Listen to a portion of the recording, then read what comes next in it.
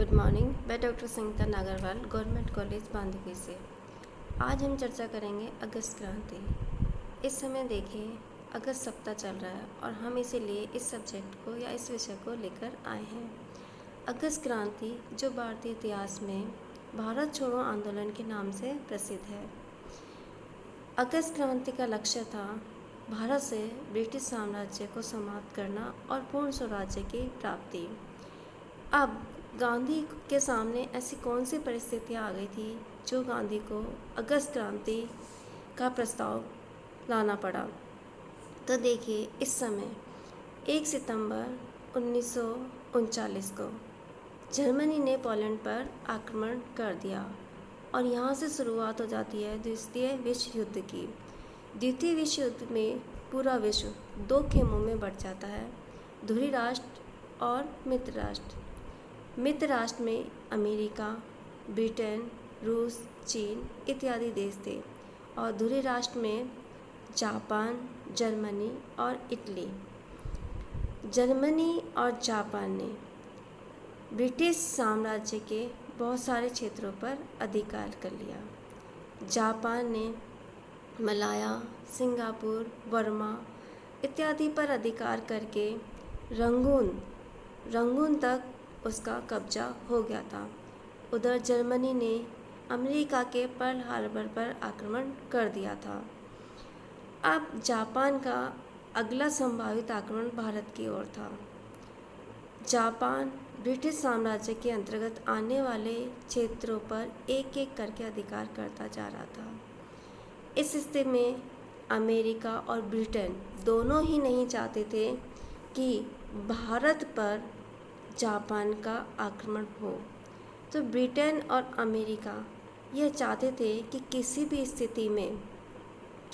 स्थिति में भारत का समर्थन ब्रिटेन को मिल जाए और भारत के सहयोग से वो जापानी आक्रमण का मुकाबला करें।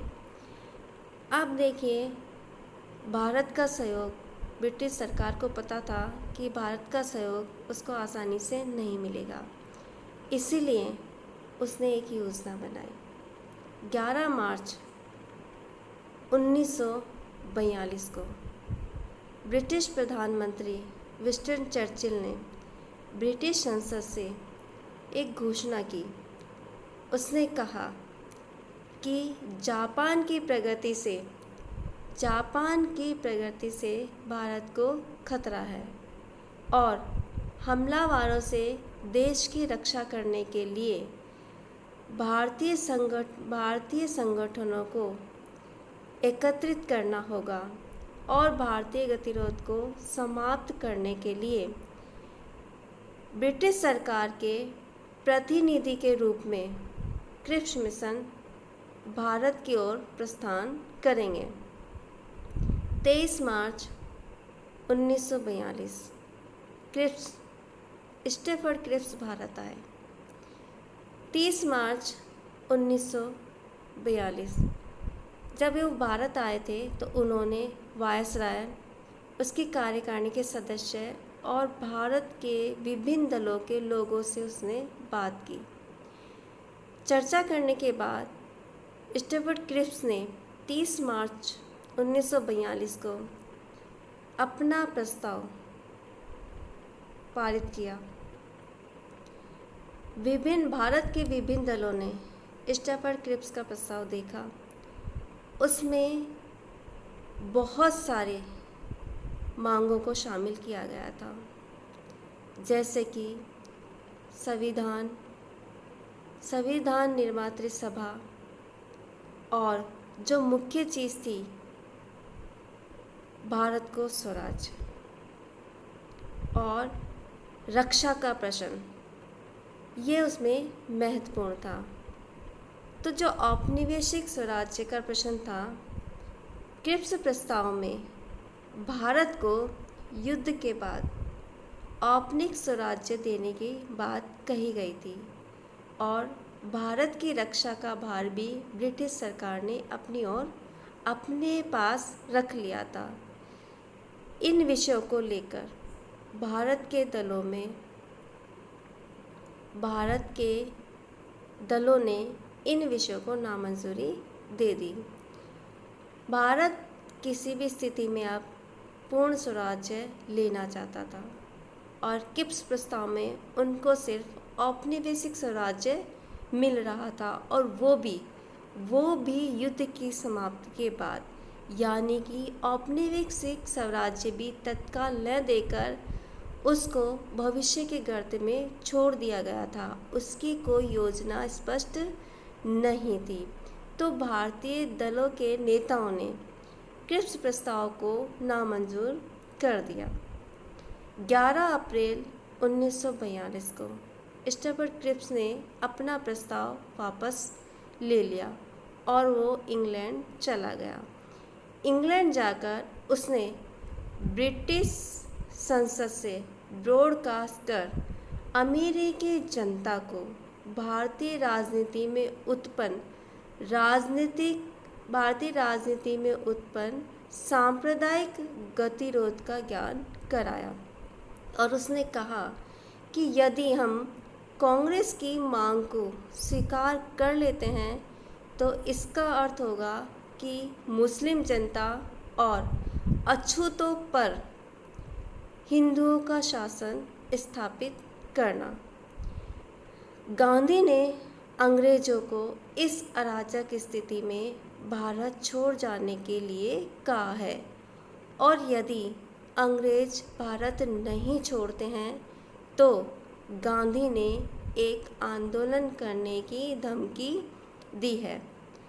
अब देखिए, इस क्रिप्स मिशन की असफलता से भारतीय जनता में अंधकार और निराशा का माहौल छा गया।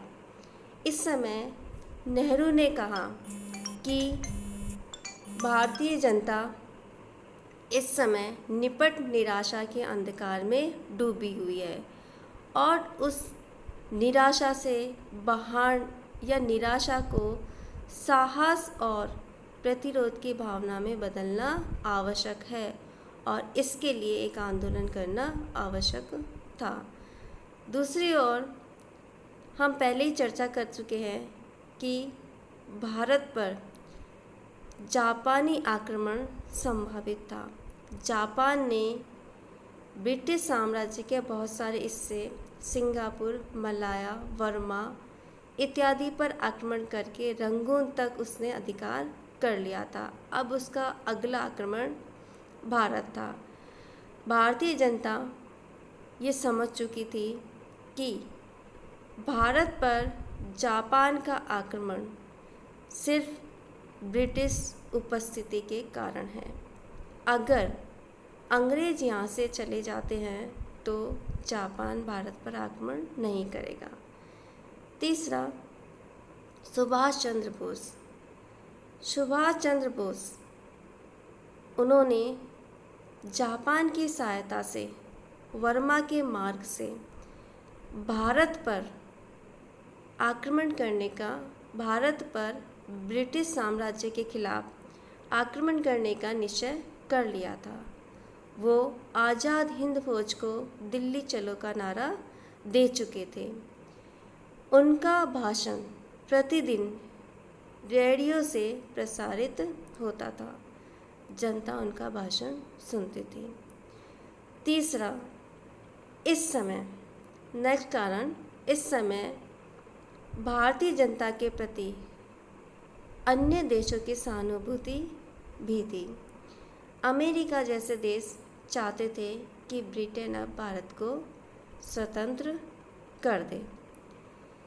इसके अतिरिक्त भारतीय जनता इस लंबी गुलामी से परेशान हो चुकी थी।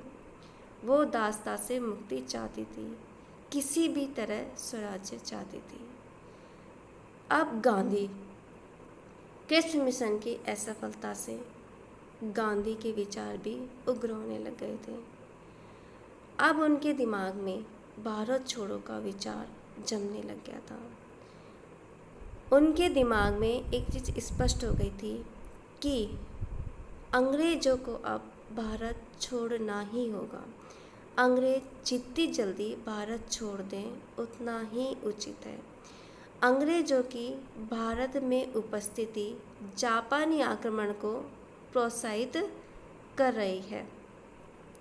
तो उन्होंने अपने इन विचारों को अपने समाचार पत्र हरिजन में प्रकाशित किया।